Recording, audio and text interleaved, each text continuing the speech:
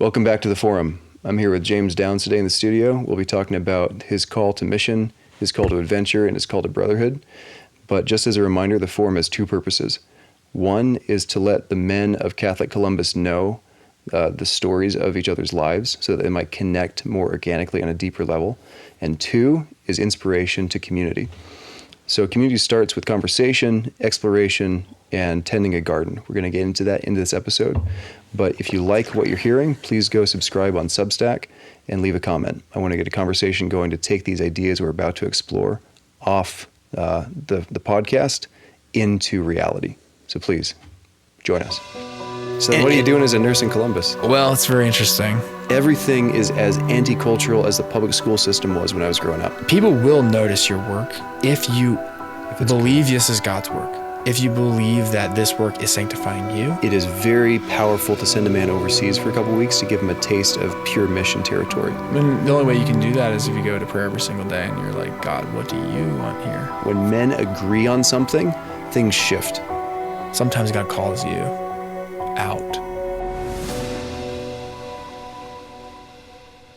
Let's dig in. Sweet. So you just got back from a trip to Ecuador? I did, yeah. And what was the point of that?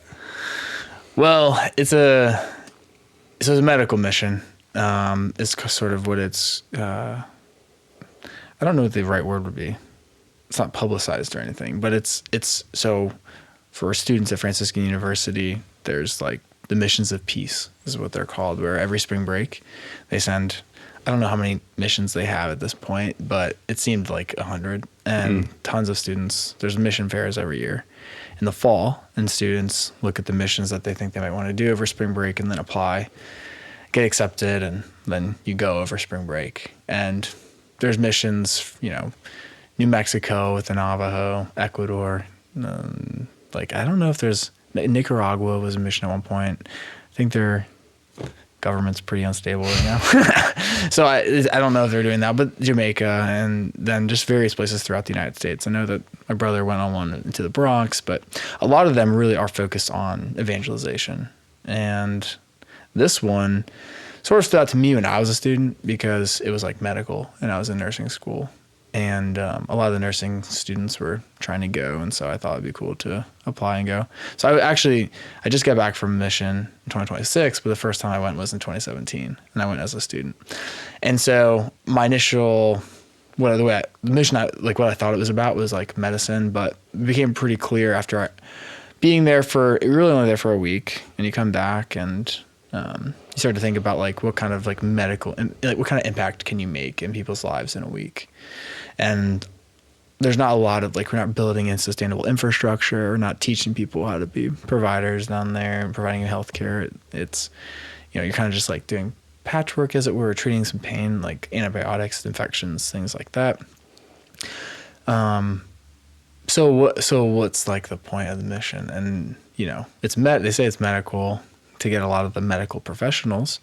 But more importantly, what I've realized is that it's, we're bringing the sacraments to people who don't have the sacraments, except maybe once or twice a year. It's funny, this trip I met, his name is Father Raj, and Father Raj is a priest from India. And I was going to guess Detroit. No.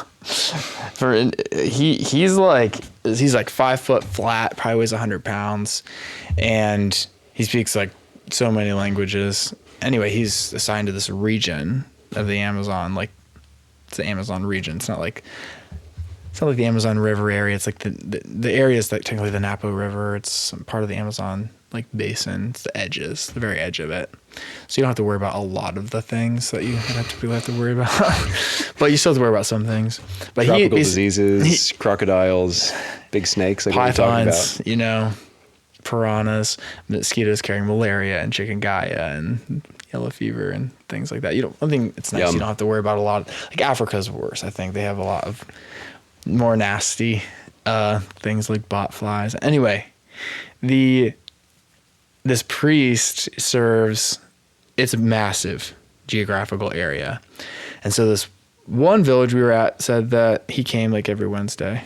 And then some village said they hadn't seen him for a year. And so we're going to places where we're going very far out, not super far, but like pretty far. You can only get these places by boat, really. And we're bringing the sacraments. We're bringing Jesus and confession and the Eucharist. And so, yes, it's medical, but more importantly, it's also spiritual. And yeah, that's kind of like the gist of the purpose for why we go out there. And the mission was started by an Ecuadorian. He went to Franciscan and graduated in 2003, but every year since, he's been bringing people down to do medicine, but also to bring catechesis. Wow. Yeah. It's kind of he's got a really cool story. I mean, his mom was the reason EWTN exists in Ecuador. Whoa. And she's the one who brought it there. And Ecuador itself is a really, really fascinating country because it's the only country in the world that's actually consecrated to the Sacred Heart of Jesus. Really? Yeah, like the president is like mid-1800s, I think, basically consecrated the whole country to the Sacred Heart of Jesus. He was a Catholic and he was assassinated soon after, but he still did. And the cathedral that's built it's just north of like the Old Town area, or maybe it's in the Old Town area. It was started in the early 1900s and finished mid-1900s, but the president is actually buried there, and he's actually, I think he's a servant of God or something like that. So wow. He's a really holy guy. Wow. So pretty cool. Little backstory there. But this guy, the student who was at Franciscan, he started bringing people down. He's brought them down ever since, 2003. So it's a really cool mission.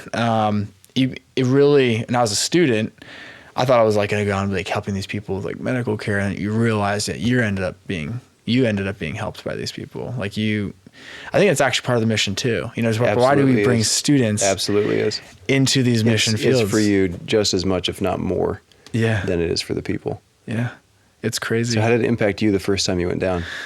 Well, the first time I went down, it's like 9 years ago, and I remember your hair was long then, wasn't it?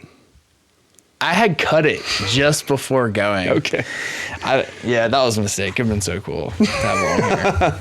Yeah. Actually, in household at Franciscan, they have like each guy has like a call out sort of thing, and I was Tarzan because I had long hair at one point, and so it would have been sweet to be in the jungle. So next time. But really, it was a really cool experience for a couple of reasons, and it was a horrible experience for a couple of reasons. And the cool experience came from just getting to travel. Like that was probably the first time I was 20. And no. So I had traveled to Europe. So that was like, I traveled to Europe when I was a sophomore in college. That was like really kicked off my interest in traveling and going on adventures and such. Rock climbing, mountaineering is the first time I ever did that, was when I was in college. And then this trip was sort of like the next, just a similar thing. I'd never been to South America before. I thought it'd be really cool.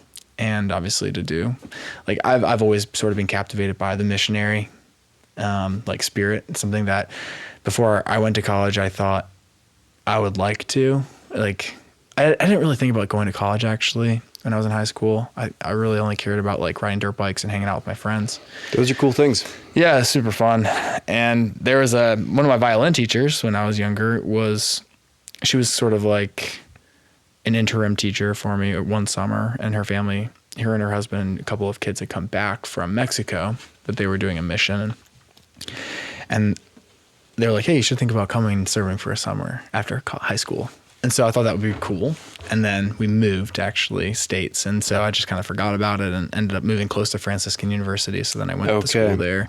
So anyway, it's kind of going far back. So it was dormant. Mission was there. Yeah. It was a dormant desire. And I think honestly, it's interesting because I had the opportunity, like a couple of like plans fell through this past year in 2025. And I had this opportunity like September, October to really think about like what do I actually doing here in life? Like what do I really want to do? And it was interesting because I don't know. I haven't really given myself time to stop and think about if I could do anything, what would I do? Like, what would I actually want to do? Because oftentimes you think about like, what does God want of me? Like, what is my vocation? What is it that I should be doing with my life? I should be doing. Not like, what do I want? I think it's really important sometimes to like get in touch with like, what do I want? And then you bring that to God. So anyway, I was kind of getting in touch with what I want and all that stuff. And I was like, the deep soul work. Yeah. And I just realized when I was thinking that, like, my middle name is Isaac. And because my middle name is Isaac, I got to know St. Isaac Jogues, who was a missionary Jesuit priest to, like, New York, basically.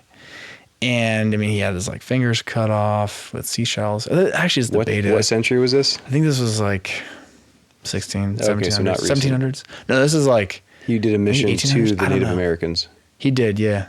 Yeah. And his story was really, really impressive to me. Not that I know it super well, but, like, that's someone... I mean, the priests... Were you attracted to the martyrdom?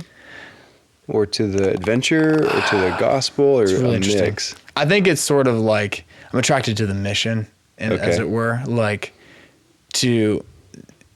What are you saying by going to a different country that's wild? It's I'm all in. wilderness. Yeah. I'm all in for this purpose. Like, there's something higher here. Something more important than what I want to do with my life.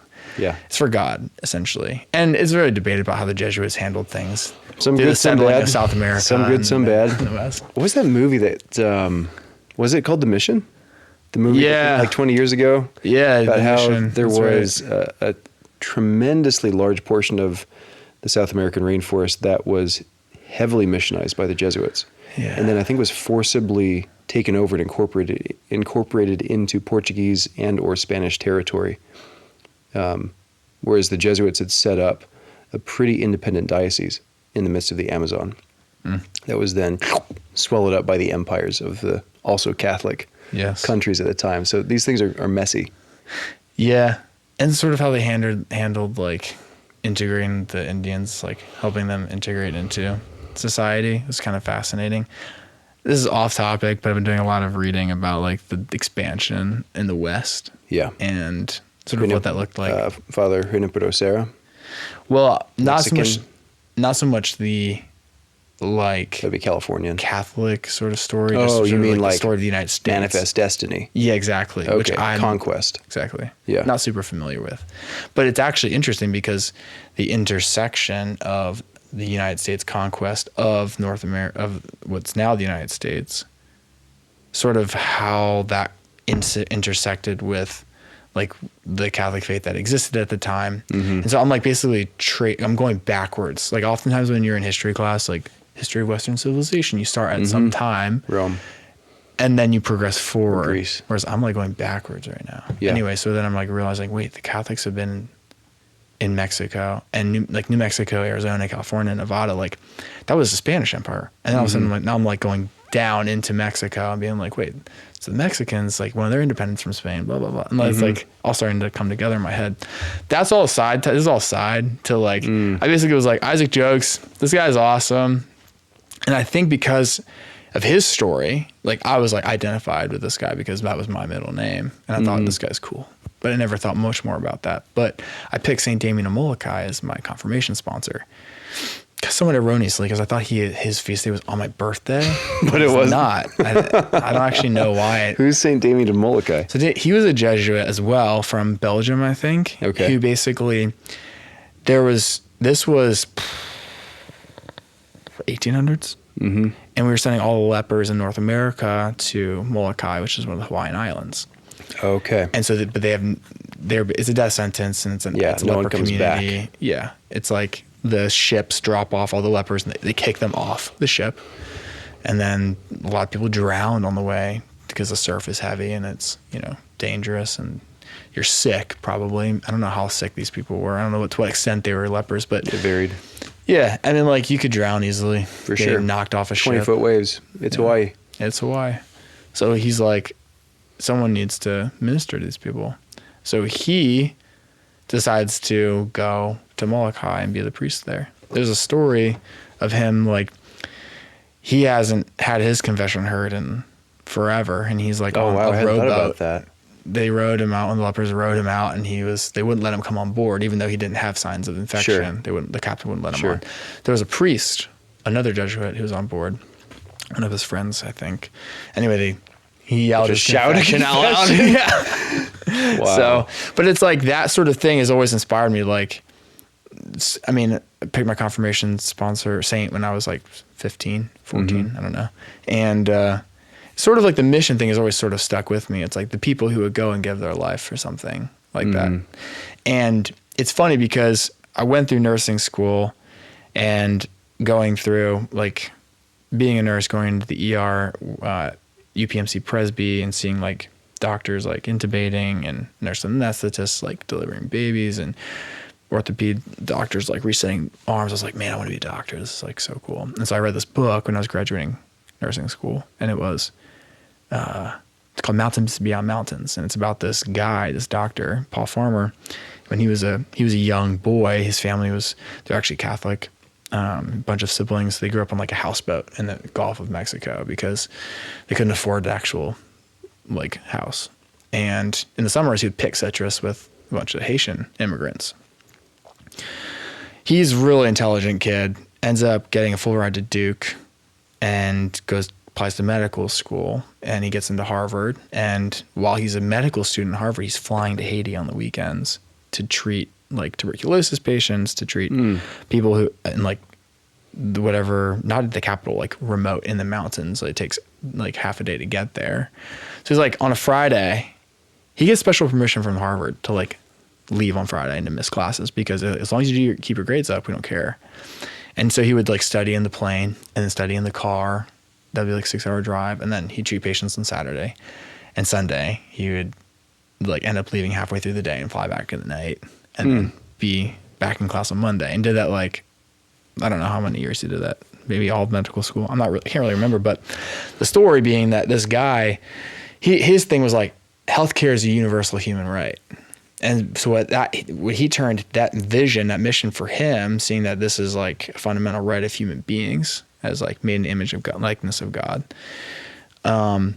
that I'm going to do everything I can for these people who have absolutely nothing, who I was raised around. Like he was raised around Haitian people in Florida and the Gulf of Mexico, picking oranges and stuff.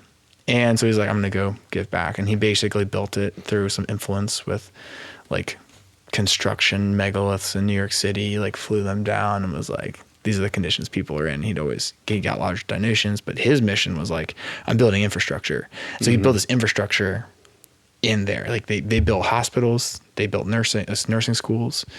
And it wasn't just in Haiti. He developed his company became like called Partners in Health. And he was treating multi-drug resistant tuberculosis in Peru and in Russia and the prisons in Siberia. He was going all over the country in Africa. And I think he went to Asia too. I can't remember if he was in Asia, but basically at every continent they were his business. When was this? This is very recent. I mean, this is like 90s. Okay. Unfortunately, he just died. Ooh. So he died around he was born in 1960, and he died at like 2023. I mean, he got hepatitis A multiple times, maybe got hepatitis C, I'm not sure. So his life wore him out because he was so given over to the mission. Yeah, he gave everything. So what I'm hearing is a theme that you like, the radical edge. Yeah. I mean, it's so inspiring because like... Yeah. So what are you doing as a nurse in Columbus? Well, it's very interesting. But I guess one thing, just to close out like this mission in 2017, for 1 week in my life, it was like nothing outside of this matters. This is why I'm here. This is what I'm doing here. And whether it's like playing soccer with kids, like being a med runner. So like I'm with a doctor who's treating a patient. They give me the script. I run it to the pharmacy that we set up. Pharmacist dispenses the med. I run it back to them. They explain to the patient and they go, whatever it is, like serving for mass that we're setting up in like a pavilion with a concrete floor and stadium seating, or that's like a nice village. Sometimes it's just a dirt floor and like roofs, like wooden beams over top, like the community center. That's, for 1 week, you're locked in. So you're totally immersed in a setting in which you had to be totally on call at every moment. Yeah. Both for religious and for medical service at the same time. Essentially. So you'd be an altar server by night after having done medical running. Running basically. All day. And then you sleep with mosquito net over you, and it's super hot, so like at 90 degrees. Yeah, so you're not sleeping much. On like a concrete block. Much. Yeah. Their school buildings are raised on cinders. Yeah. But they're made of these like concrete rectangles that they stack. They line up, and that's the floor. And you must have come back pretty exhausted. Usually, yeah. And so this sounds a lot like the trip that Sam Hardings went on. I don't know if you listened to that episode, but a few episodes back, we had Sam come on to talk about, among other things, his trip to Brazil back, I think, 2020, I forget the year, but the pivotal moment that was in his life, because before that, his faith was largely untested, and he had never really had to be all in a missional environment that was fundamentally not about him. And it sounds like that was a similar impact for you back in 2017 when you were exposed to the kind of the great wild for the first time outside the country. It does sound similar. That's for sure. Because like you don't, all of a sudden it's like you're not worrying about your club frisbee team practices. You're not worrying about maybe you're losing some fitness, or you're not worrying about the school that you have to come back to. You're not worrying about, the finances or your investment accounts or whatever it is. It's like, not that I was that thrifty when I was in college, but like you don't worry about a lot of the stuff, and it's freeing in a sense, because when you tap into like, I'm here for someone else, you stop thinking about yourself. And I think that's like one of the most amazing things about, like, if you lose everything for the kingdom, then you've like gained everything, because joy comes from not focusing inward on yourself and how you can obtain things. Fulfillment, I think, comes from like focusing on other people and actually like giving of yourself to them. That's true. So it's like, it's fascinating, because like all the stuff I'm talking about right now, I forgot. Like, I got out of nursing school. I went, I was starting on prereqs to go to medical school. Came to Columbus for the first time in 2018, and I was like working, studying. I was starting to make a lot of money. I was working overtime. Then the COVID hits, and I'm like, dang, I can make a lot of money travel nursing. And so I like put everything kind of on hold and did that. And so from basically 2020 until like basically 2024, 2025, I was like, I'd forgotten about a lot of this stuff. Like the reasons for why I was doing a lot of things were different. So, but I will say, moving back to Columbus in 2023, sort of getting back into the community that exists here and getting back into like having stability again in my life, sort of like living in the same place and not moving around for a while.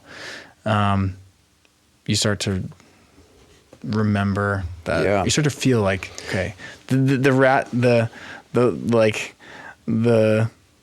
I guess the pots of gold that show up in like the next mountaintop or the next trip I take or the next whatever peak to conquer, it's sort of like it loses its luster when you start settling down and thinking about like, okay, but I'm getting kind of like time's moving. Like, what do I want to do? Like, do I want to keep moving, bumping around, making money just forever? Do I want to do something meaningful? What was it like when you were doing that nomadic lifestyle? Where were you going? I mean, it was super fun. Like so being a nurse is sort of like getting into nursing is an interesting story, but it's sort of like a huge blessing in disguise in some ways, because I was able to work 3 days a week and be off 4 days. Like if you stack your days. So if you had like an 8-week travel nursing rotation, you could spend a lot of that time going on adventures locally, or what? Wherever you are, you can just explore like everything there. It's awesome. So the most fun place I went was, I traveled to Seattle in 2021, and that was the summer. I was there from April through end of July, early August. And you work 3 days a week, but the other 4 days you're in the North Cascades, you're going on the Mount Rainier National Park, or you're rallying a bunch of the other young travel nurses who are from all over the country, sorry.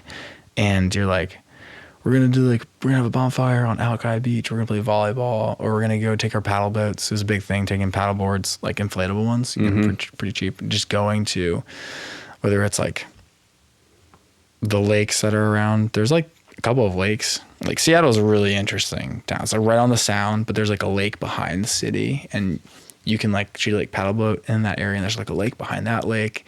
So it's like these channels that connect the lakes. And when you during the sunset, because it sets in the west, the sun is setting on the other side of the skyline, and you're sitting on a paddle boat. It's like 75 degrees. That's pretty cool. The water's like just blue, crystal clear. It's so awesome. Yeah. So like just stuff like that. Natural beauty. So you've always been drawn to the outdoors, to the adventurous, to the mountains, the forest, the lakes. Yeah, ever since I was a little kid, because we would go camping. While all of our friends were going to the beach for summer vacations, my parents were like, all right, we're packing the van. We had this trailer that we'd load with like 10 bicycles. And we're going to West Virginia. And we're like, oh, I remember my older brother was like, why can't we be like normal family and just go to the beach? Cause we live like right there. Cause I grew up in Maryland and it's like probably an hour from the beach. And, why do you think your dad set that culture? well, it's interesting. Like my dad grew up in Boy Scouts and, that was just kind of what he knew. He went on backpacking trips and he loved it. And, but I think also too, like my parents grew up in very hectic households. And I think my dad found the outdoors as like, he knew what the life was like where the dad goes to work, the mom's stressed out taking care of the kids all day, dad comes back from work and they sit and watch television. And it's like my mom knows this, the functional, like it, I don't know how much to say about this, but it's like basically my dad grew up in an environment where like he knew the difference. He tasted the outdoors and camping trips, even the nights where like he remembers the night where he was just freezing the whole night. He couldn't stay warm. He was like moving, rubbing his arms, jumping up and down, like trying to stay warm. His sleeping bag was not warm enough. Even that, like, or a couple of day backpacking trip with his dad or something like that, contrasted with like the evening spent on with the television or fighting between the parents or whatever it is. Like that was a thing that sort of like formed him. Like, this is something that's really good and it's something that I love. And it's like, there's something about it that seems like I enjoy more than just like watching it on television or something like that. Because television was, kind of new in the 60s and 70s when my dad was growing up. And so there was a culture that he basically realized, this is what I want. And so I don't think he ever thought was like, I'm going to do this for my family because I want to create this sort of culture. It's just sort of what naturally progressed from what he gravitated towards as this is a good thing. And so when he and my mom got married, they like immediately moved to West Virginia because he had a job there with NRAO, which is like a company that basically has these deep dish satellite things. It's like one of them's 300 yards, yards in diameter, deep space, like radiation receivers, just sort of like. So he's a science nerd. Well, he was like electrical engineer, but he also was a mechanical guy and he build things, all sorts of things. But like that basically, my mom also was introduced into camping and backpacking and things like that. Did she like it too? I don't think at first, but actually, I think it's interesting because my mom, when she was like 24, she went to South America for a year. And she got like Hep A, typhoid Your whole family's fever. got some wanderlust in there. Yeah. So you come by this honestly is what I'm hearing. Well, I think it's funny because I'm only realizing this now because I don't think that they like intentionally forced you into it. Yeah, but it was just, they did force us to go on vacation with them. And instead of watching cartoons on Saturday mornings, they made us like weed the potato field because we always had a potato field or a cornfield. And so you were homeschooled too, just to complete the trifecta. Yeah, basically. We did co-ops too when I was homeschooled. So did I. Yeah. I mean, that's the best way to do it. It was a good life. Yeah. I think homeschoolers have the opportunity to become more individuals than public school kids, which is both a blessing and a curse. Here, I don't know if this was true in your life, but in my life, it was the case that in my adolescence, homeschooling felt like a liability socially because it made you weird. Yeah. Because you weren't like pressed into this like industrial factory school mold. But afterwards, it's a benefit because it makes you more interesting in your 20s and 30s when it matters. Yeah. So if you can survive childhood and adolescence as a homeschooler, then you're pretty much set to be an interesting, high-capacity person, assuming your parents taught you well. I know there's a wide variation of quality. There is a wide variation of quality. I think that's why a lot of people maybe are concerned, or maybe when I was growing up, it seemed like the stigma was like homeschoolers. There was more then, especially out in California where I grew up. I don't know if it was the case for you in Maryland too, both pretty liberal states. Well, what I will say is that homeschooling in Maryland was like more difficult than say Ohio, kind of where we are now. But in addition to that, like there were so many homeschoolers. Like we were like 2 different or 3 different co-op groups where we had a lot of friends. One of the stories you've told me before that really stands out to me is that you, with your co-op friends, would have big dance parties. Not like raves, but dancing, like swing dancing, right? Yeah, every 2 weeks. We'd have every other weekend. Awesome. I've never heard anyone else growing up with that story. Yeah. It's actually really cool. Like this guy, I think his name is Mike Santos, and Catholic guy, actually my great uncle who had an apostolate in Virginia. But anyway, like this guy came out and taught like for pretty cheap. He was a professional dance instructor in like Baltimore or DC or something. Wow. He had his own studio. But so you just had a vision for Catholic culture. Well, I don't know if that's what it was. Maybe he just knew somebody. he was like, hey, can you do this for like a bunch of our kids? But it wasn't just Catholic homeschoolers. Like it was opened up to, whoever wanted to come, but it was like mostly Catholic homeschoolers, and They I know a think good deal when they find one. yeah. Well, it was pretty funny because like we would meet a bunch of girls who like, it's like we have like our posse of guys, like 7th grade guys, 8th grade guys, and there'd be like some new girls that show up and are all like, this is awesome. And it'd be like, someone from some public school down the street or someone's cousin who's out of town. And so it was a lot of people, tons of people you didn't know. There's some guys who were like really freaking good swing dancers. But yeah, it was like really fascinating because that I feel like was part of the reason. I don't think everyone has that, but that's part of the reason why, like, I don't know. There's a lot of reasons, but there's a stigma around. There's a few valid reasons. One of the things that people were always surprised by, myself and my siblings, they were like, "You guys are homeschooled? Like, we thought they were weird. Like, why you guys are kind of cool?" And I think part of it has to do with just knowing how to like have conversations. And back to your point about like, it seems not that the homeschoolers are weird and not themselves, like not individuals. It's like more of the public school or the traditional schooling system. They're kind of the weird and have no individuality. This is how I would phrase it now. American youth culture is not a true culture. It is an anti-culture, because the social media exposure, the porn exposure, the crassness in music and movies and pop culture, and the mode of interaction is all about knowing the latest pop culture reference, which is usually a race to the bottom in, the good, the true, and the beautiful are not really what American culture is trying to create. So the culture that is fed in public school systems, first, the education is poor quality because all the subjects are chopped up and dedicated to test taking, not true learning or inspiration of the student. And they're standardized in such a way as to play to the lowest common denominator of student, not rise to the highest, but to descend to the lowest.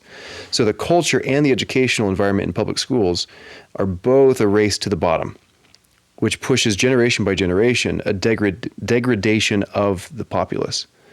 And so if you look at the public school system as a setting, an environmental setting in the 60s, it was rough. It was getting rough in some places, but it was nothing as bad as it is now. Yeah. And even in the past 20 years, from the late 90s to now, 20-ish years, what I remember in public school before I came home to be homeschooled starting in 5th grade was a system that was beginning to be somewhat unsafe, but was still predominantly safe and somewhat polite. What it is now is basically a hellscape, from what I've heard. It's pretty bad from what I've heard. COVID seems like it just kicked that up to 11, because now on top of the social degradation and the cultural degradation and the educational degradation, you have a social skills degradation. Because what COVID did was it disrupted the normal social skills acquisition, facial affect, language, manners, all of it, like how to talk to people, massively disrupted for kids in that really critical, like 4th to 8th grade kind of window. So if you had years of disruption to your social environment during COVID, you never really bounce back. Like there's a permanent lag now, in addition to the other downward pressures on public education as a whole. So yeah, if you compare that to the downsides of homeschooling, I'm pretty in favor of homeschooling. Yeah, it sounds like during that COVID year, it's all of a sudden like, it's like every kid's now homeschooled in the worst way. In the worst way, getting the worst impact of it done badly. Yeah. But you had access to co-ops. You had access to dancing. You had access to camping and culture. And there was a real culture there. You had a bit of culture, and so you knew when you went to Franciscan what to look for. And you end up in a discernment house with the guys, or what house was that you end up in? What was that Brotherhood like there? Well, I will say, like, I didn't like know what I wanted to, like, it wasn't like a conscious thing. It was like a subconscious, like what I gravitated towards naturally. Because your instincts were set in a healthy way. Yeah, basically.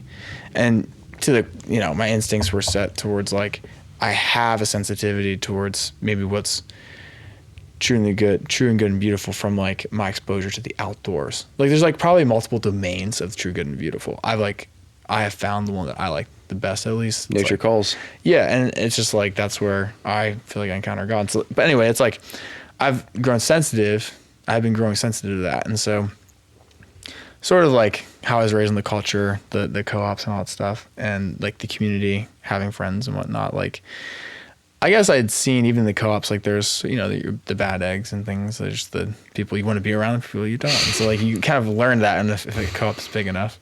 But yeah, when I went to Franciscan, definitely wanted to join a household. I didn't live on campus. So I didn't have the traditional like college experience or whatever where you're living in a dorm with like tons of other people. I still lived at my parents' house. It was kind of a sweet deal though, because you get half off tuition if you live with your family and you're within 50 miles of the university. So smart financial decision. I do feel like I was, you know, missing out on a lot of like the social life that people had, but probably my grades, my GPA is as good as it was because of that.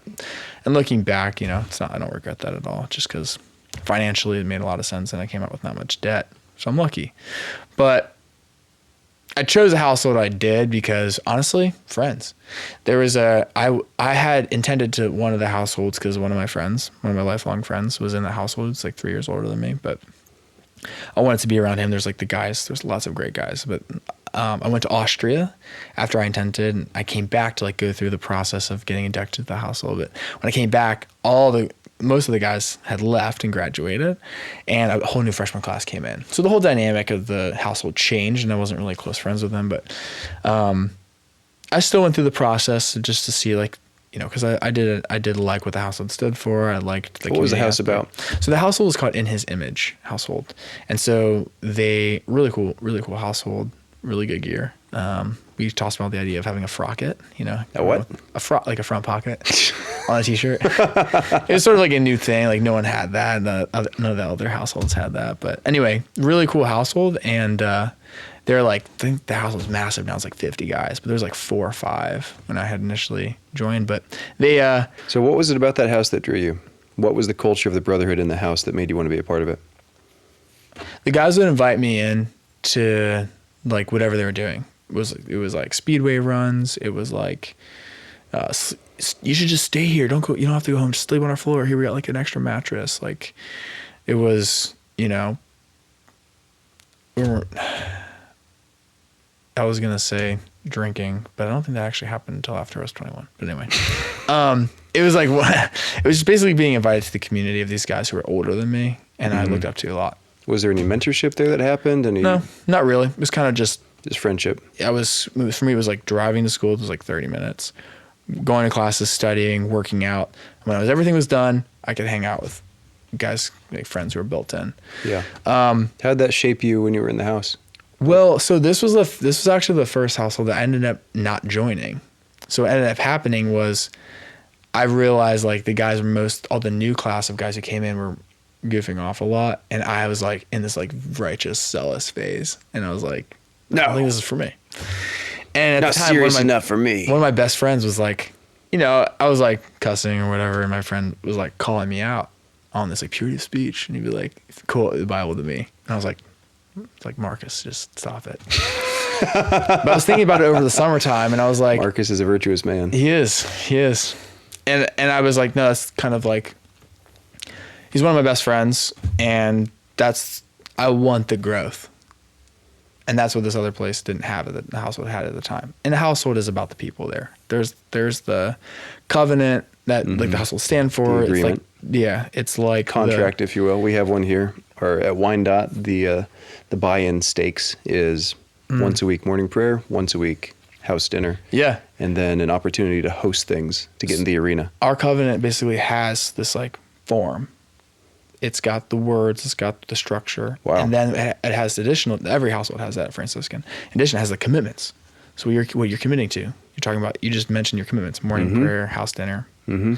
Well, we had a lot of those. It was like, this is the disciples of the word. It was like Monday, Tuesday, Thursday, morning prayer, Wednesday, 6:30 mass, Friday, nothing. But there was like, we had a Bible study on Thursday night, business meeting afterwards, Lord's Day on Saturday afternoon. Wow. So it was like 5 days out of the week. It's a lot of environments. It's intense. Is that the most intense household in? No, for a couple of reasons. We probably had more commitments than everyone than some of the other guys, but some of the other households are way more intense. Just Okay. like what their community requirements are. Okay. On So paper, instead, do you this. went through the process for In His Image, but instead decided to go to this one, which was Disciples of the Word with Marcus. with Marcus. Okay. Yeah. What So- was the Brotherhood like in that house? Well, that was interesting because it was like the 4 pillars were purity, chastity, humility, and evangelization. Purity and chastity, not duplicates? So, right, like I thought that they were synonymous, but the guys who started this household were like, we want to draw a distinction between chastity as a virtue, like sexual continence,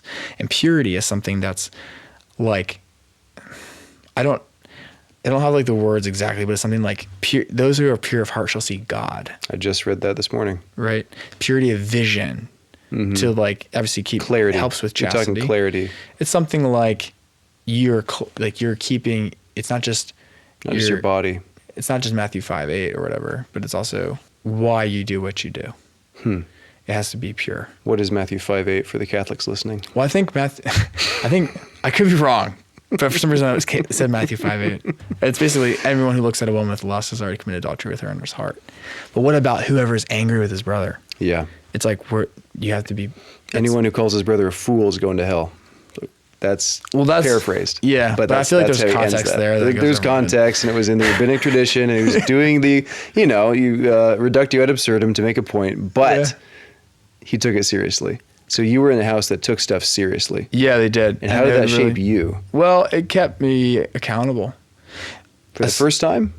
Was this the highest bar you'd tried to impose on yourself so far? Yeah, because it was To like reach? my peers, Okay. people I looked up So to. from but family also- to peer brotherhood. basically. Because your family raised you well to have a baseline virtue and desire for holiness and venture and like mission receptivity, all that great family culture stuff. Franciscan was the first time it was tested and forged in brotherhood. Yes, because and this is a big thing. Like we, in addition to having our morning prayer and our business meetings and our Lord's Day celebration, whatever, we would meet. We had accountability partners, and we would meet with them every day. For me, sometimes I couldn't because I was at clinical for 12 hours or whatever, and so it's like you just text. But the idea is that you meet with them every day, and every week it would change. So you go through The whole house. Yes, everyone had a new accountability. Wow. So it built this Trust. You've got 20 guys who know everything that's going on with your life. Wow. That's intense. Yeah.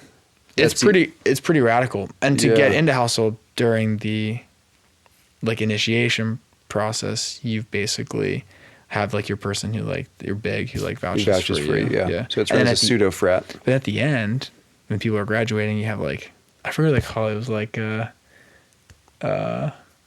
affirmations. Honorings. Honorings, yeah. Yeah. And you do this. Dude, a like, lot of this stuff reminds me of SPO.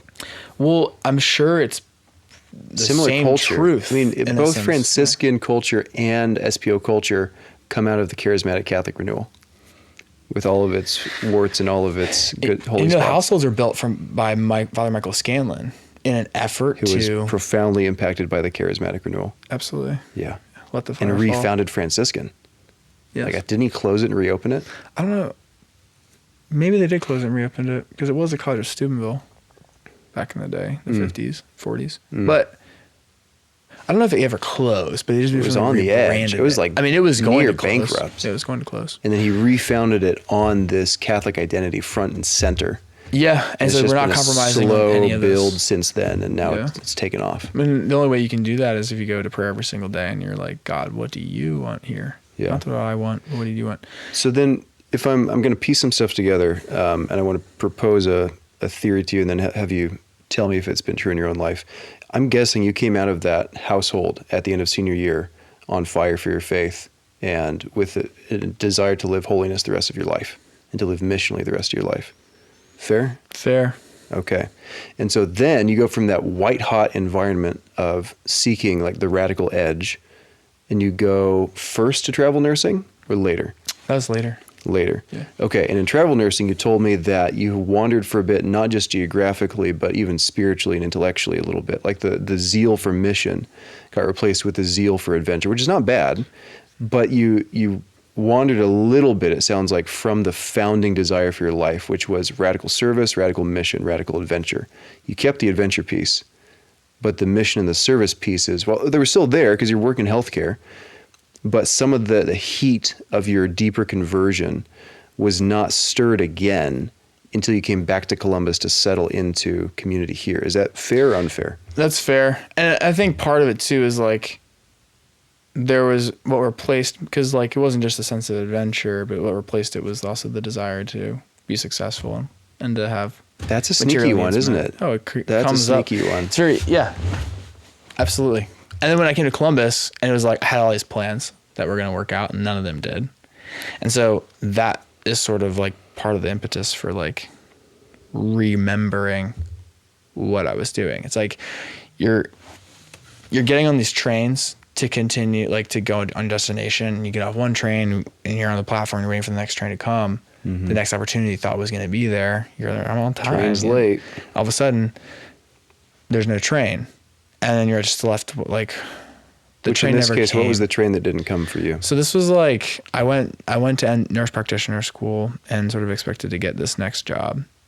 And I was in a relationship. I sort of expected it to work out, and sort of like the relationship didn't work out. And then I was finishing school, and then sort of expected that I would get this next, like the job. Sure. That would come after going through school.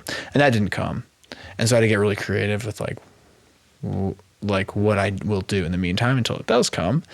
But it's sort of the expectation of like, I did this thing, I put in this, plug in the input to this algorithm, and what's supposed to spit out is like the rest of my life. Success. Easy. And so it didn't come. So then it's like now all of a sudden I'm left. If you ever miss a train, you've got to sit there for like 20 minutes for the next one to come, even if it's like a local rail or whatever. And like, you have nothing. Like this recently happened to me like a couple of days ago. You're just like, man, what am I gonna do here? And you're just sitting there thinking. When something doesn't show up, you start wondering if I'm in the right place. So that was sort of like, it happened. I eventually got a job. We're doing 3 different jobs and side things, and then I got an offer. It was a really sweet offer with a hospital down in Chillicothe, and that ended up falling through. Due to like hospital experience and things. And I was left wondering like, okay, like what have I been doing? Like, am I on the wrong platform? A couple years in, nothing to show. Yeah. I'm on the wrong platform, So. But it had opened you up to being replanted in community. So you've been living for the past couple of years in a house with a bunch of dudes. Yeah. Not quite Steubenville level of, commitment level. No, not quite. But you did intentionally choose that environment again. I did, yeah. You could have gotten an apartment by yourself. Yeah, and part of the reason I didn't was because I remembered what it's like to be living by yourself, and it's like because man, what's really interesting is that for the last 4 years, I feel like I haven't accomplished a whole lot. Especially the last 2 years, I'm like, where'd the time go? I've had times like that. It's like, what have I been doing? That's so exactly distracted. How my time in San Diego was. Yeah. It felt like 3.5 years stuck in a holding pattern of my own life, like circling, looking for a runway. You mentioned the train station. For me, I always use the plane circling. Airplane analogy. Yeah, it's like what's happening? Yeah. It's like I can't put roots anywhere. Nothing is opening up to me. I don't know. I don't love my job. I've got friends, but no real deep brotherhood. Mm. My faith is not super aligned. It took a change of environment to reset. And then, boom, I moved to Columbus, buy a house. My neighbor invites me to Cornerstone, which is, again, this charismatic Catholic renewal thing. I'm Protestant at this point. John Michael Pose. Let's go. I love that guy. Yeah, love that guy. And so he gets me involved in brotherhood and community. It's the same every time. You're in an environment of rich brotherhood and rich community, and your soul begins to heal and your sight begins to raise. And then you leave it, and then you just get the hot air balloon runs out of gas, and then you enter it again and you rise back up. It's not complicated. Well, human beings are fundamentally social beings. We level set. Yeah. We level set. You need the other people. And some people, maybe their personalities sort of lend them. I mean, my younger brother, he just moved to Columbus, and I tried to get him to live in the house with the guys. Now, our situation is tight, and wasn't able to do it. He wouldn't have minded, but I don't think it was his first choice. But he's also like, I do think right now I want to live, kind of by myself. And some people are more of like the hermit types, but they still need they still need to come into contact with the broader community of Yeah. people. I'm not the type of person.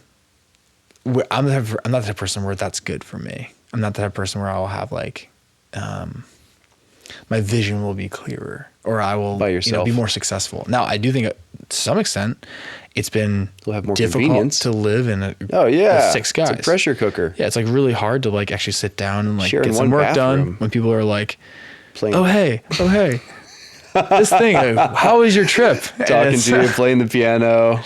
yeah, singing. It's at this point in time, usually 2 people are gone though, traveling, doing Yeah. something. So, but I would actually bet that most men in Catholic Columbus need household, not solitude.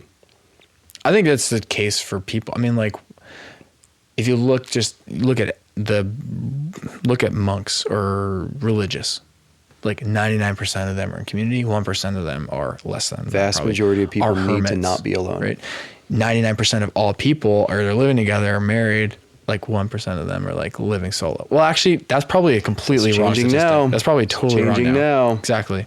We've never been more miserable. But you know what's interesting is that probably 99% of the people who are living independently are also on social media where they have this pseudo community. Anti-culture. Yeah. Okay. I see. Yeah. I think probably. I mean, it's like saying like the virtual space for Meta being like you build your avatar and then you can live your life on It's a lie. on the VR. It's fake. It's You're not real lying. community. No. But these people, It's called It's so interesting. parasocial for a reason. yeah, the brain subconsciously often doesn't distinguish between the virtual space and It just knows that something is lacking because the presence of the other person is not there in front of you. You can't actually sync up. There's a synchronization that happens between 2 people in a conversation. A good conversation becomes bigger than both of the people in it. Harder to get to, almost impossible to get to in endless scrolling Instagram. Now, back in the internet 1.0, when it was mostly chat rooms and emails, you could kind of have a conversation that was big because it was dedicated back and forth over a long period of time. Yeah. But now the algorithm is optimized not for allowing you to find a few friends that happen to be in Australia or whatever, but for constantly bombarding you with new information and new stimulus and constant titillation, like constant pseudo porn is the algorithmic hook that draws your attention. Again, a race to the bottom. Everything's public school now. yeah. Everything is as anti-cultural as the public school system was when I was growing up, because everything is now replaced. Real culture is increasingly replaced by online culture, which if a thing is not in harmony with being itself, being himself. So God himself is pure being, right? A little philosophical for a minute. Yeah. If a thing is in the image of God, it will lead you to a higher experience of being, patterned after God's being. So to consume Christ in the Eucharist makes your being more expansive and kingly if you're a man, because it makes you more like that which you are consuming. It's drawing you up. And in community with Brotherhood, that's supercharged because you get to synchronize with a bunch of other dudes looking at the same vision. And when men agree in the power of the Spirit to look at the same thing and chase after it as a mission for their lives, then it raises the whole social environment around them. That's the whole point of a household. That's the whole point of a community, that you have these bands of brothers who are seeking the same greatness. But online, there's nothing great to seek. It's a fundamentally fake, curated aesthetic experience. Constant stimulation towards the base pleasures and the base desires of man. There's nothing great to be sought there. You can find your friends online and you can have ideas, but if you don't get offline to real culture, then the platform's going to win. The environment is going to win. And it's a tool, But right? it's not neutral. It's not like a hammer. Well, Or rather, it is. Everything looks like a nail when you're holding a hammer. Well, Sorry, I'll shut up. Go ahead. Well, my thought, no, I think this is very good, because like you can almost judge a thing by its fruit in this case. Like it's not neutral because it's being used in the wrong way. You know, like not that it would ever be, not that it could ever replace culture, even if it was used in a good way, but it's like I was going to liken it to the One Ring, in Lord of the Rings. I mean, It's there's not some like- parallels. But the thing for me is like that if it was used appropriately, it would enhance culture. But that 'Cause it would- try to replace culture. It would push you into culture, which would get you off the app, which Yeah. would make the app less profitable.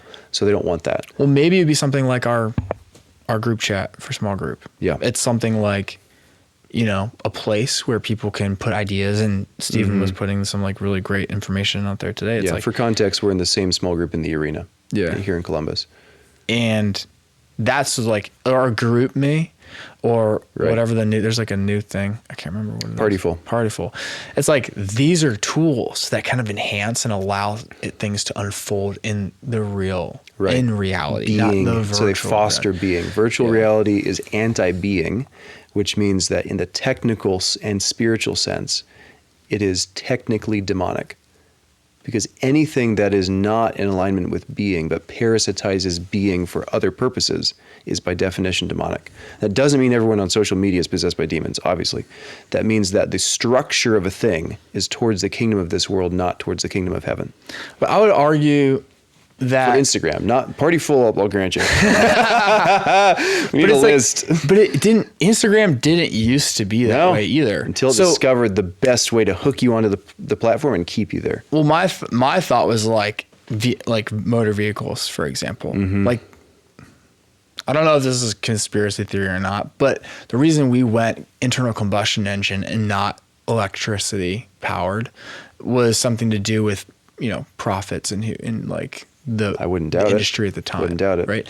Not that couldn't be done back then. Sure, wasn't profitable like the Right. gas was. Yeah, Yeah, of course. So like, what's profitable and who's in charge is going to manipulate not what's good for humanity, What's good but for what's the- what's going to be good for this company, what's going to be good for our success. And if it's the manipulation of behavior patterns and the hijacking the limbic system in order to generate higher revenue, they'll do it. Of course. So having this moral ethical code is something that like this kind of goes back to sort of like the household and the thing that like part of the reason I wanted to be in the household was it was like I feel like these people are integrated. I feel like the way that we use the not that the other household wasn't, but like it was just different. The They have guys an they integrated life. were the ones that they were trying to basically say like we don't just practice the religion when we're together. We live it everywhere. Catholics. Yeah, and so we would go into Pittsburgh and do evangelization days. We'd go downtown, do soup kitchen stuff. Like Wow. that's something that is like that's what I'm shooting for. You had a piece of mission culture as if you were overseas in the Amazon, but at home in Pittsburgh or in Super. Well, yeah, and that's the thing that like part of the reason I didn't go back to Ecuador for like 6 years is because like I went to Navajo country when I was a senior in college, and it was very much like we have mission territory within our own country. This is a point that I would love to make for the young guys. We think of missions as going overseas. Missions is all else being equal. It is very powerful to send a man overseas for a couple weeks to give him a taste of pure mission territory. The real magic happens when he realizes that it's all around him in his daily life. It's everything. It's your work. Yeah. It's your brotherhood. But It's your family. what I've found is that it takes fraternity and identity to lead into mission, like follow through. Otherwise, it stays as a good idea. It's like, what guy goes to the soup kitchen by himself? 0. What guy goes to even Urban Encounter by himself? Yeah. 1 or 2 or 3. Everything requires momentum. And so one of the best ways I've found to build momentum towards the good, the true, and the beautiful is in the context of brotherhood, because you can agree on something. And when men, I'll come back to this point, when men agree on something, things shift. Like when you say, actually, no, this sin that we're trying to cut out of our lives, this is over. We're not going to make peace with this. We're making war on this thing together, and we look each other in the eyes and we agree. That's the context of fraternal accountability, and that changes your life. And so when men say, you know what, we're done being lazy on this particular night. We are going to war on the flesh, and we are going to go to the margins in Hilltop. Yeah. Things shift. And you're not supposed to go alone, by the way. No one was ever sent out alone. Now, I have gone to the soup kitchen alone Whoa. because I didn't know anybody. I was like, wow. this is what I should You're the do. only one I've ever heard that's done that, by the way. Well, I only went once. Well, once in Steubenville and once here in That's Columbus. amazing. But at the Holy Family, you know? Okay. But then you've okay. got people like our dear friends Ricky and Austin, Yeah. who one of those guys is, I mean, they each are equal to 2 people, but like you combine them together In size they're and like in spirit. 18 people. Exactly. Yeah. And so, Because those guys are intense dudes yeah. that can pull way harder together at the same mission than they could alone. Yeah. And so even if you're not 200 pounds, like, and jacked like these guys, it's The principle is the same. the same thing. You ever heard the story about the horses? You put one horse in a harness, he pulls X amount of force. Yeah. Put 2 horses together in the same harness, what do you think they would pull? Well, intuitively, you'd say it would be 2x, Yeah. It's something like 6. which is crazy. Yeah. Yeah. So like, and that's why you don't climb the mountains by yourself. Amen to that, which you know from experience. Well, in 2020, we were backpacking with Creatio, with the leader of that mission. It's like an outdoor mission, and there was search and rescue at the bottom of the trail. They were looking for a guy, and then there was the helicopter going around while we were climbing Ice Mountain, which is like, I think it's like 13,900 feet. And I mean, you're up there, and they're looking for like a needle in a haystack. Apparently this guy disappeared. But this is like, don't go alone. You're not supposed to go alone. And so, you know, this is kind of interesting because I'm leaving Columbus. I did a lot of prayer and discernment, took this opportunity to go work with University of Pittsburgh Medical Center in a satellite facility, primary care setting, rural. It's in Hanover, Pennsylvania. It's not rural, but it'd be like, it's rural for that side of the country. And I'm going to a place where it is true. It's kind of close to where I grew up. So there are people I know there, but it's starting from scratch essentially. And I don't know what kind of infrastructure they have there. Sure.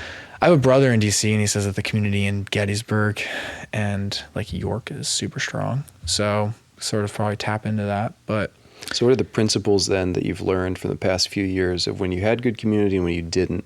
What's going to be like your top 3 action items when you get to this new location? well, first and foremost is maintaining a life of prayer. So one thing that I learned is like, I call it the lattice, right? Because that's the lattice upon which the vines sort of can grow. If the structure isn't there, then your spiritual life isn't going to flourish. And this is like sort of a point I wanted to make kind of a little bit ago, that like, even though I feel like I've wasted a couple of years of my life, in a sense, not life, but like, that's Nothing's dramatic. wasted, but I know what you mean. But it's like, I've like, what's been consistently is like, there has been spiritual growth. And so it's not a waste. But anyway, it's like you maintain that, because like you can gain, what's probably if you gain the whole world, you start a successful business, you're a physician, you're an MP, you starting their own business in Maryland because you can do that. It's like, but you don't have a spiritual life and your spiritual life dies, then it's really all for naught. And so sometimes it's like, I don't have the material things that I've been hoped for that I would have at this point, but I have experienced spiritual growth. So that's the daily life of prayer, keeping up with like the lattice that I call it, the things that are the structure that which the rest of my life can grow on, and then having the community. And so it's moving into like a new area where I don't know tons of people, but to go out intentionally to find it. That's sort of the strategy. Now I do have a couple siblings who are around. That'll help. In Maryland. That'll help. Use your entry points, use your network. And there is a priest who was a seminarian back when I was growing up in Maryland, and he's in Hagerstown, Maryland, and I'll probably be like 40 minutes away, but I can ask him to be probably a spiritual director, offer some guidance now and then, have conversations, and to have, because really I think what's really important is to have brotherhood, yes, but also to have some elders in your circle, people who have decades of time on you. That's one of the things that I'm most passionate about in the years to come, helping the young men in the arena build connections with the older men in Columbus. Because if that doesn't happen, we're going to have to reinvent the same ox cart every generation from now to the end of eternity. And like religious and priests and people who have, obviously you pick and choose your men, that the older men. You can also pick and choose the priests that you need a mentor, but you have those people, because that's how what's lost also in our culture is the generational wisdom that comes from there's no masculine children growing up with grandparents. No, it's like we put their grandparents in the freaking nursing homes. Yeah. So we're losing. We have to make the same mistakes our grandparents made or our parents made. It's like, what the heck? We shouldn't have to do that. We should make we should be advancing civilization and culture. And it's part of what you're talking about, this like entropy of culture that is going to result in us basically making the same mistakes and history repeating itself again. Yes. You can either be entropic or you can be building. There's no in between. Yeah. To coast in a culture is to slowly put it to death. And so what I'd recommend to people, and I've been telling them, is like, maybe even the guys who are in the arena, it's like you have your brotherhood, you have your job, you're supporting yourself, you've got your brotherhood, you have a meaningful relationship in your life, you're in contact with your parents and stuff. Like you're like checking all the boxes, you have a prayer life. Like still go find an older person or a mentor or someone. Like maybe it's in the Knights of Columbus or something. Maybe it's at a fish fry. Maybe be willing to go to the awkward place. Yeah, to find the good guy there. And there are some really awesome old people who like you go to the Dunnet Sunday after like 6 to 7 a.m. mass on Sunday morning, right? And there's like an old guy who's like, you're there with your girlfriend, and they're like, "Are you guys married?" And you're like, "Oh, yeah." And they're like, and then it's like, "We should meet sometime and have a conversation." And you're like, "Okay, yeah." If there's an old person who's still attending mass, maybe there's something you can learn from them. Yeah. There's actually a principle Jordan Peterson said one time, it stuck with me. It's like, even as I was a travel nursing, like maybe I got kind of a little bit further from the faith than I am now, but like I still remember this, like talking to people I disagreed with, whether it's like homosexuality or divorce or whatever, you still have something to learn from these people, and you might be surprised with what you can learn from. Yeah. If that's the case for people outside the church, how much more so from the wise elders that are usually ignored in daily mass. Yeah. And the first one, maybe it won't be a natural like friendship connection with the first old guy you take to coffee, but for sure by number 3 or 5, you'll find a friend. And that it's just like you have to treat life in friendship, not just in romance, like a series of first dates. Like you have to be willing to put in the legwork and to build it like a system, and then you cultivate the garden of your life with relationships, and some will grow yay high and some will grow yay high. You don't get to know, but you plant seeds. Yeah. So moving from a passive like me culture of like, what's this program going to do for me?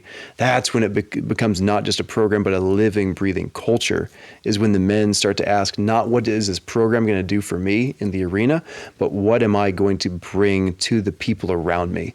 Yeah. And how am I going to take ownership and take sovereignty over this environment? Us being the conduit, like the arena is sort of a conduit of grace from God that comes to us in a different way. Like it's a different vehicle that grace can come to us through. And then we in turn become the conduit to the rest of the world. It's all about flows. Because like you find something really good and you've got a light. And I actually I do believe the arena is a light.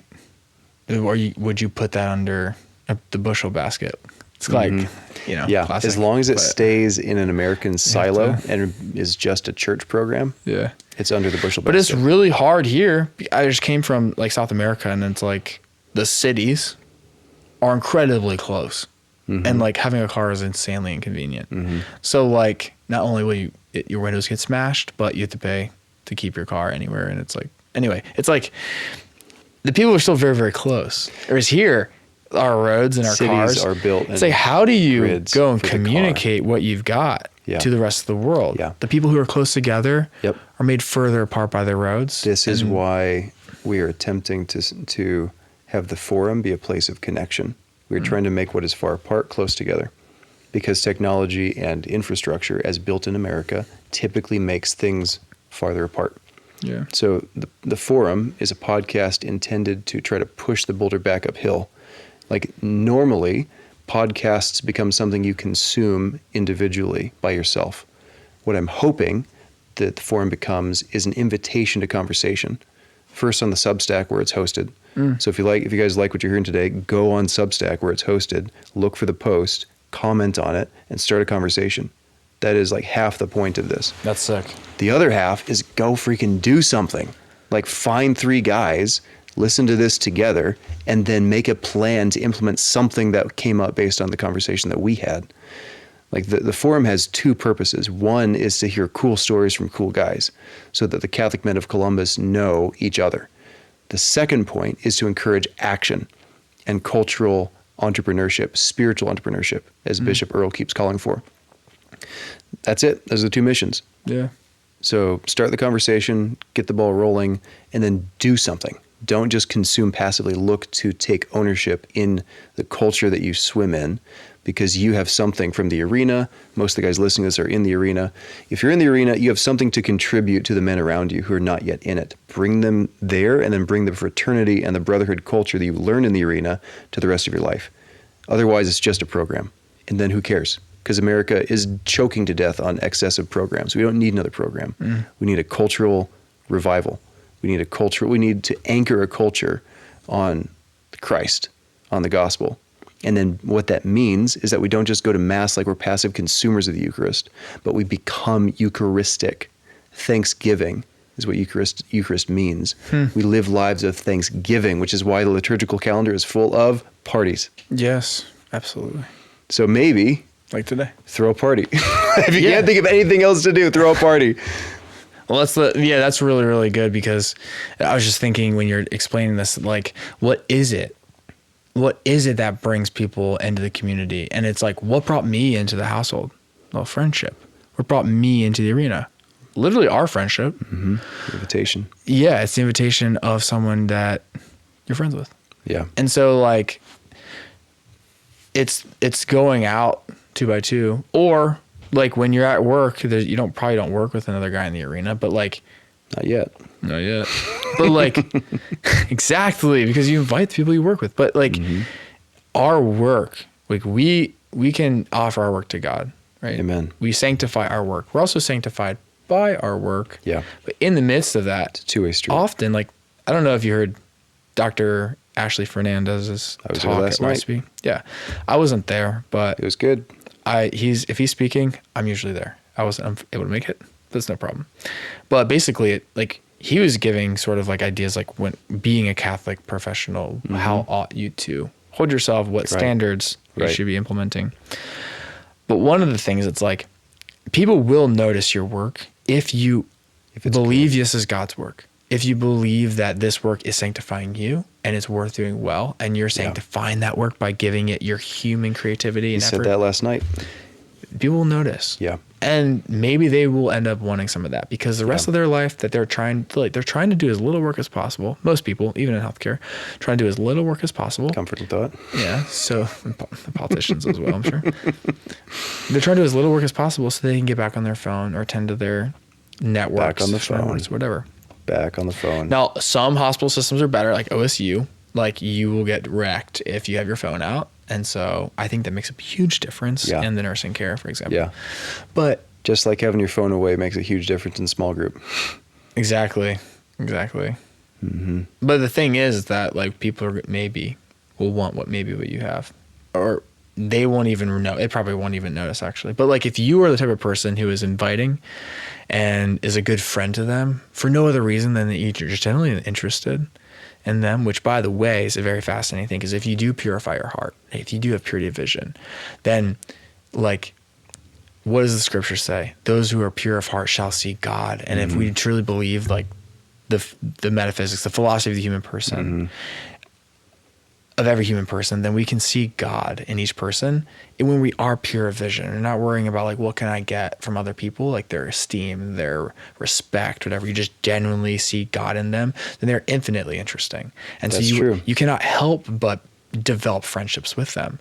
And so this is where this is very interesting, because I sort of have a heart in a little bit for people who are, like, more on the fringe, because, like, that's how I lived most of my life. But also, too, that's like, I think they're probably more interesting than people who are very mainstream and are cool, whatever. And I like some cool people too. homeschool energy right there, my friend. Yeah, probably. But, like, you invite these people in to, like, what you have, and that people will come through friendship. It's amazing. Like, there's a number of stories from what I've heard in the arena, people who have kept coming back because of the friendship they haven't found anywhere else. Maybe they're not even, like, practicing Catholic, or maybe they're not even Catholic. Going to the Forge. You know, there's a lot of guys who aren't Catholic who go to the Forge, at least back a year ago. Still are.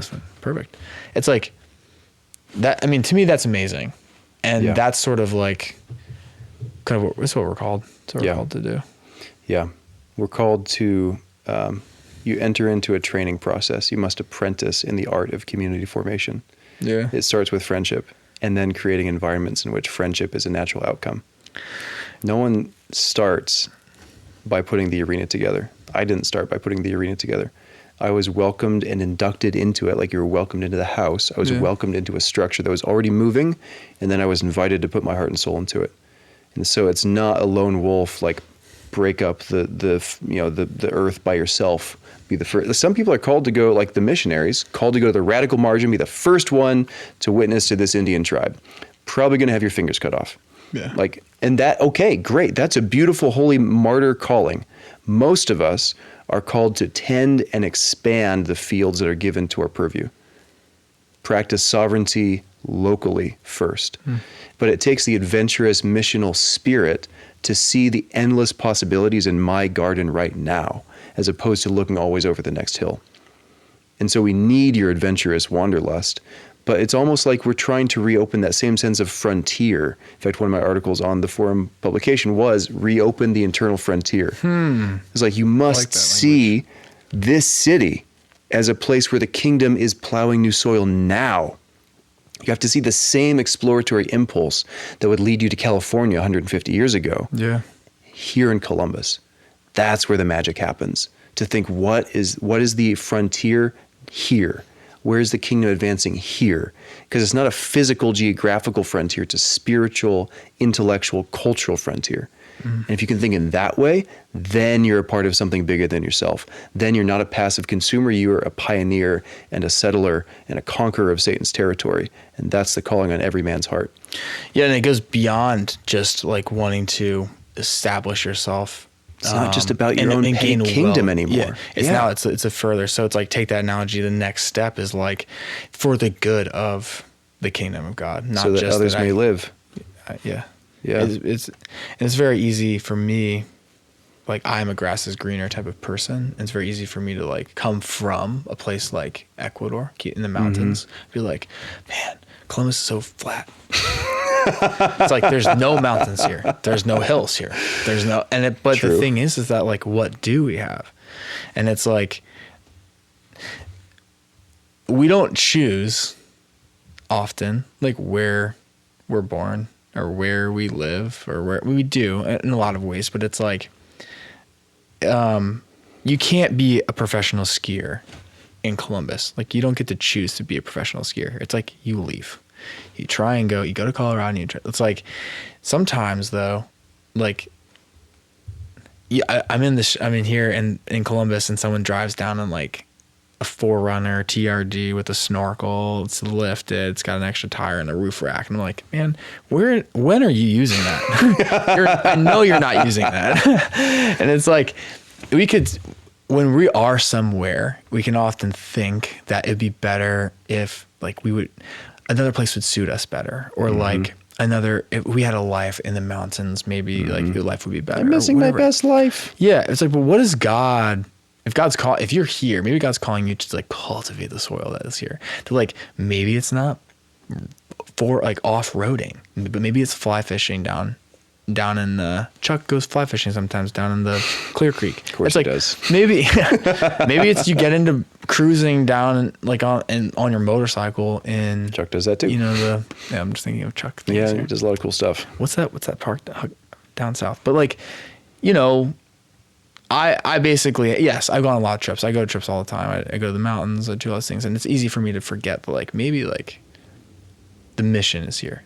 The mission isn't necessarily, it is in Ecuador, but, like, maybe God's calling you to. Your band of brothers is here. Yeah. And God's going to lead you into a new band of brothers when you move. Yeah. Which is interesting because, like, for the first time in my life, like, I've always prioritized the community, my friends, and my family. For the first time, I'm doing, like, what you call a career move. But what's interesting is when your career sort of intersects, this is personal to me, and I'm not saying everyone is like this or isn't, because maybe there is a way that we're all like this, but where the career intersects with the vocation. That like being in healthcare is very fascinating for me because it's not engineer, like people. Your work is your work is a mission, but this is like very interesting because like you're staring into people's eyes. Correct. And you're dealing with their life. It's human. Yeah. In a way that engineering is not. And I know that because I was an engineer. Yeah. Engineering is a great career. Yeah. But It wasn't for me. I needed the human connection of eye to eye, Yeah. which is why I'm in this chair, not in front of the computer spinning CAD. Glorious CAD. But what I will say is that like the reason it's hard for me to leave this. There's a lot of days I wake up, I'm like, I don't want to restart.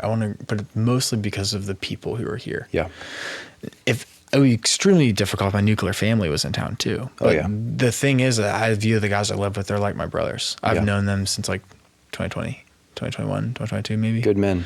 That's 4, 5, 6 years. And it's like, basically, I've known Connell like since 2012, 2013. Wow. So it's like a long time. Wow. So they are like family. They are my brothers. And I treat them like I treat my brothers. But what's interesting is like, sometimes God calls you out into like, and He's calling you into the wilderness. it is something like that. Maybe I'm just spinning it like dramatically like that, but maybe it's actually like that because I've basically realized that this is the way that, how do I get good at my craft? I can remain self-taught.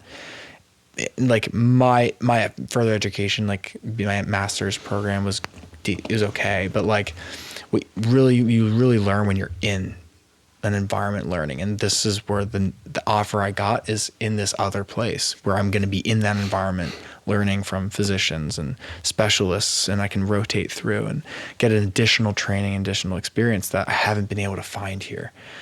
But the reason I'm leaving is so that I can be excellent at the craft that I'm doing. Called to excellence. Yeah. And I trust that God will lead you into a community of excellence as well, because you know the toolkit. You know how to reinvest. You know how to not get. You've already gone through a couple cycles of leaving and then re-entering rich community. You know what your soul's going to be like up here and down here. You know how to look for the band of brothers and what to look for because you've been in a number of them now. Yeah. And you know the difference between isolation and integration.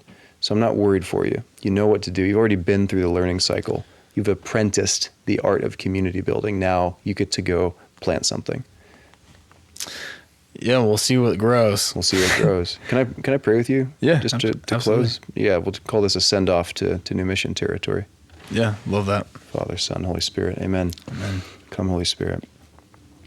Jesus, we ask that you would send off James into the wilderness of this next geographical location.